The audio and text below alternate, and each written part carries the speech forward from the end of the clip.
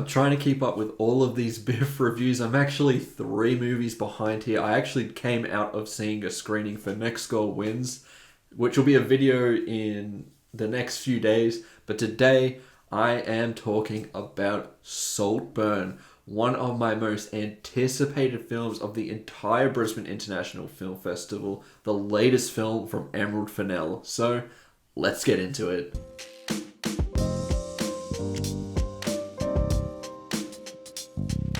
Alright, for those of you who don't know, the synopsis for Saltburn is pretty simple. A student is invited to an eccentric classmate's estate for an exciting summer never to be forgotten. This film is such an ambitious follow-up to Promising Young Woman, a film that I highly enjoyed. And having it be basically Emerald Fennell's first feature, you don't know whether she's going to continue that form, whether her next film's just going to completely fall off. I can tell you right now, after Saltburn, I have to say I am a fan of Emerald Fennell. I think this film is better than Promising Young Woman, far more ambitious, with deeply complex characters, and a film that just has you on the edge of your seat from start to finish. And what makes Saltburn so special are its characters. You of course have Barry Keoghan playing our protagonist here, who is absolutely phenomenal. He has been on such a great run lately, showing that he truly is one of the best up-and-coming actors. I mean, you have Killing of a Sacred Deer, you have The Banshees of Inisherin, you now have this. Just what a incredibly dynamic performance that evolves consistently throughout the film. His character that you're following all the way throughout, you think is quite insecure, and then you think he's quite confident, and you really don't know what to make of him, and Barry Keoghan just plays it so well the entire way through, giving us one of the best conclusions to a film that I have seen this year. That goes to Barry Keoghan and his performance, as well as Emerald Fennell's incredibly sharp screenplay and fantastic direction.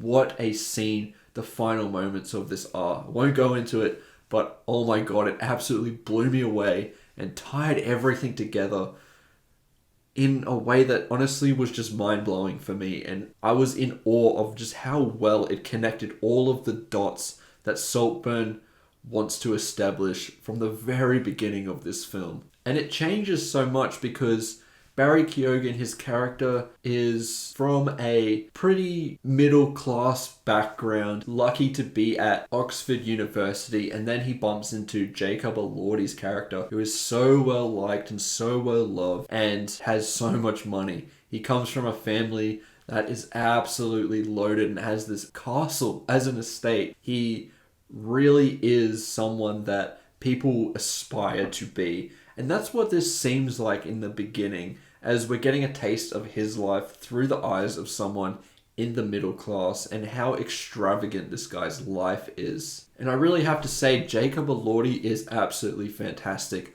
I'm really glad that he is just getting all of these roles that he truly deserves, especially after Euphoria, where he really flexed his muscles as an actor. He has a lot to do here as well. His character is extremely interesting. And like I said, he as well as Barry Keoghan, just keep you guessing as to what these characters' intentions are the whole way through. They play that line extremely well and work with Emerald Fennell's screenplay perfectly. You then have Rosamund Pike, who a lot of people have talked about here. This is probably her best performance that I've seen her in since Gone Girl. Even though it is a supporting role, she plays Jacob Elordi's mother in this, and she is incredibly judgmental. She is exactly what you would expect from someone who has lived in a castle their entire life. They're very snobbish. They look down upon people within the middle class and below.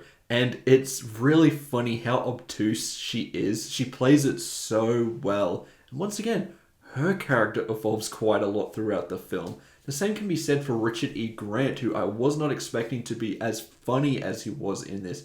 He has so many lines in this that are just hilarious. It once again goes into that black comedy that Emerald Fennell really loves to do. And she did it in Promising Young Woman, and she executes that really well here. Now, something that I'm going to mention that would hold some people back and definitely would stop me from recommending it to absolutely everyone, even though I absolutely adore everything about this film. This does have some pretty disgusting moments and some very perverted moments for sure. Some people have been talking it up a little bit too much, but it is still a little bit strange and in some regards, in some of these scenes, a little bit sickening. But I think it actually works within the context of the film really well, especially as we unveil a little bit more about these characters and understand what their intentions are. There's also some absolutely perfect music supervision in this film. There are just some great needle drops that work perfectly within the context of this film. The lyrics of these songs match what the film is trying to talk about. There's one that happens that is going to be just so iconic for a lot of people. I am listening to the song for this scene all the time now, and I probably will be while editing this video, because it just elevated so much more through the use of this film in what will be the iconic scene of Saltburn. Now, we gotta talk about the style. It is immaculate in so many ways. It feels like an upgrade over Promising Young Woman, which in itself was nothing to scoff at. That movie had fantastic cinematography and really sharp editing. This one, exactly the same, but even more, because now we have really intricate production design. It really captures the vibe of this house really well. All of the little details. It feels like something that a lot of people could really dream of living in this place, because it's so welcoming and so lavish. Then you have the cinematography, which, oh my god, it looks stunning from the opening frame. Emerald Fennell really commits to a stylistic choice here. It feels far more ambitious than what we're used to from her, and it works. This has a 1.33 to 1 aspect ratio, so you basically got black bars on the side the entire film, and it really works. Once again, it helps enhance these scenes. It gives us a tighter focus on the characters, because at the end of the day, that is what Emerald Fennell is focusing on here, these characters.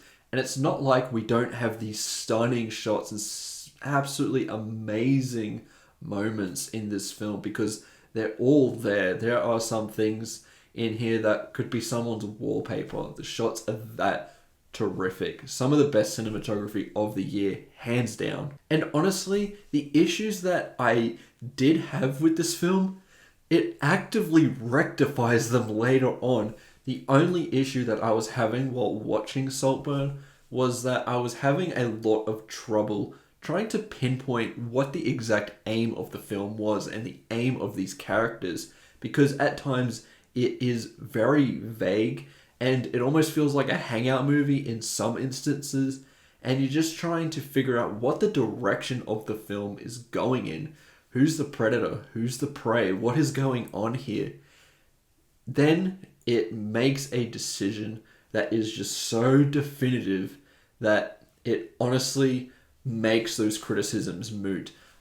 On subsequent rewatches, I'm not going to be thinking that, because I understand what these characters are trying to do and what the aim of the overall film is. This has you thinking constantly. It really does fit into that genre of psychological thriller, because it keeps you guessing the whole way through, and it does it in such a superb way.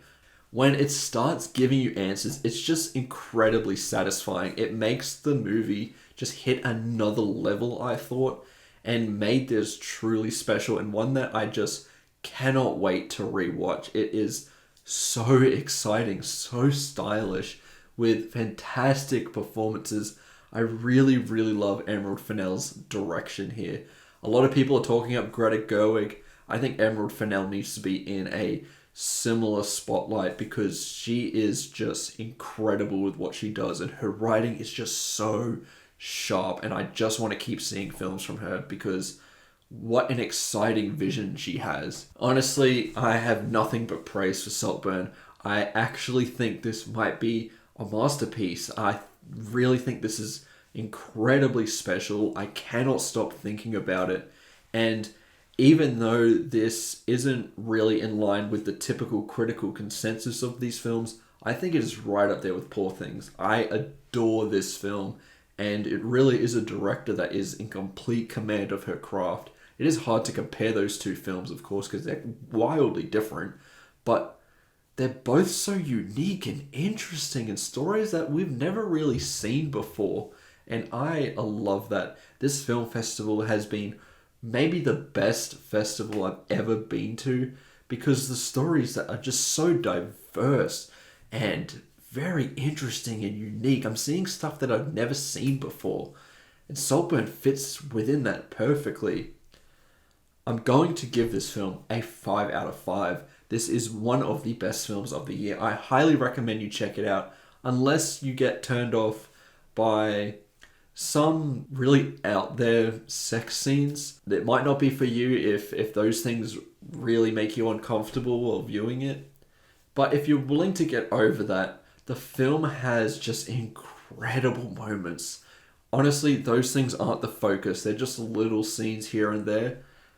The main focus here is the characters and the dynamics that they have. And my God, the way that this thing comes together is insane. I really cannot wait for all of you to check it out. It is truly special. Anyway, those are my thoughts towards Saltburn. If you've seen it or when you see it, let me know what you think about it in the comments below. And are you a fan of Emerald Fennell? Did you like Promising Young Woman? I'd love to know what you think. Make sure to hit that subscribe button, because I have a lot more reviews coming.